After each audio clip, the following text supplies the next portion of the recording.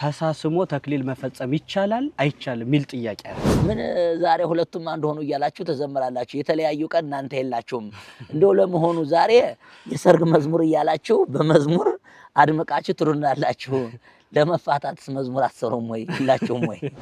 አንዱ ድንግል ይሆንና አንዷ ወይሱ ድንግል ባይሆኑ እዚህ ተክሊል አፈጻጸሙ ላይ እንዴት ነው መሆን የሚገባው? እነዚህ ሰዎች አሁን የነፍስ አባት አላቸው።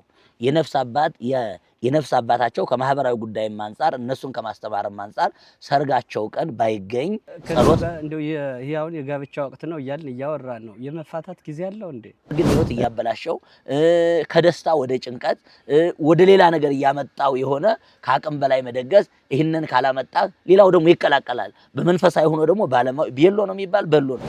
ልማደ አንስት የሚባለው በዛ ቀን ሰርግ ተደግሶ ዘመድ ተጠርቶ ሁሉ ነገር አልቆ ቀን ተቆርጦ ሁሉ ነገር ካለ በኋላ ያው ልማደ አንስት የሚባለው ይከሰታል። ቤተክርስቲያን ሲሄዱ ጉዞ ሲያደርጉ ይከሰታልና በዚህ መካከል ብዙ ጥያቄዎች ይነሳሉ።